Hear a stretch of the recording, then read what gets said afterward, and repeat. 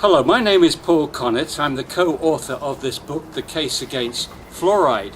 And 2 days ago in Bunbury, Western Australia, I had the chance to meet the leader of the opposition, Mark McGowan, who may well end up being the Premier of Western Australia. And I was able to hand him a copy of this book. I signed it for him and I asked him to read it. Well, it's quite possible by the time people watch this little video that Mark will indeed be the new Premier. And what I would like him to do is to make sure that the Health Department is instructed to read this book, assign a few bureaucrats to read this book and come back with responses to the arguments here. This is written by 3 scientists, a retired professor of physics, chemistry and biology, 3 different professors. We understated the arguments, not overstated them. And every single argument that we made was backed up with references to the scientific literature.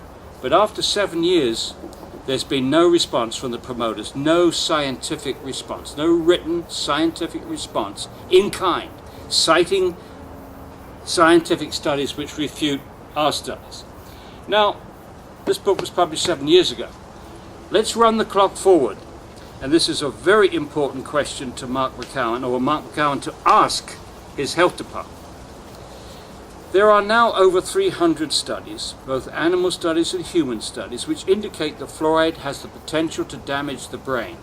It affects learning and behavior in animals, and it lowers IQ in children. There are 50 IQ studies which shows that fluoride in the IQ, the average IQ in children in high fluoride villages is lower than children in low fluoride villages. Now, I'm not suggesting that these 300 studies absolutely proves the scientific point beyond a shadow of doubt. There are always problems with human epidemiological studies. But what I think we have here is 300 red flags. 300 red flags that your current policy may be damaging the mental development of your children. Now that is very serious, very, very serious indeed. What gives you the confidence to continue? Is it because you still believe in fluoridation? Is it because you think that reducing tooth decay by a small amount is more important than protecting your children's brains? I doubt it. So I suspect that what you need are scientific studies. Where are the green flags? 300 red flags indicate that fluoride may be damaging the brain. Where are your green flags which give your health department and your health professionals the confidence to continue this?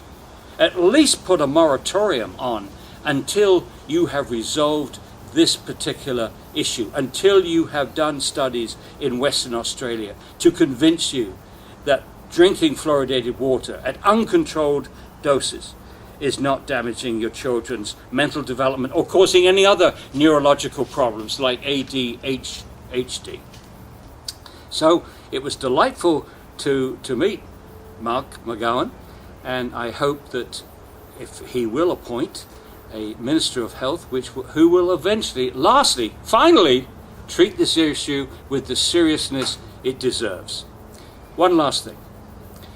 In the most important Chinese study that we have reviewed, we found that using standard risk assessment techniques, 1.4 milligrams of fluoride ingested a day lowers children's IQ by 5 IQ points. In that study, 1.4 milligrams per day lowered IQ by 5 IQ points. A child in Western Australia would get 1.4 milligrams a day just drinking 1.4 litres of water. And in your hot climate, that is quite possible and likely. But in addition to that, they're getting fluoride from other sources. They're getting fluoride from fluoridated toothpaste. They're getting fluoride from pesticides and fertilizers and in natural fluoride, in tea. Tea drinkers get quite a bit of fluoride and from bones in fish and so on. So now let me explain the significance of a loss of 5 IQ points in a population. If you shifted the IQ of the whole population over by 5 IQ points, and you are talking about the whole population because this is a policy destined, designed to deliver fluoride to everyone through their water. You shift over 5 IQ points, you wouldn't notice the impact on the average person. The average child going from 100 to 95 in IQ intelligence, you wouldn't notice it. A parent wouldn't notice it. A school teacher wouldn't notice it. But look what it does to the whole population. The normal distribution of IQ, it's the two tails which are significant. The tail over here with all those children with an IQ above 130, very bright or even geniuses, and this tail here, children less than IQ less than 70, mentally handicapped. Shift that whole curve over and you halve the number of very bright children and geniuses in your society, and you double the number of mentally handicapped. That has huge social and economic significance for a large population like Western Australia. It is of the utmost importance that this is resolved. So please, Mark, make sure that your bureaucrats, your health department, look at this seriously and scientifically. Thank you very much.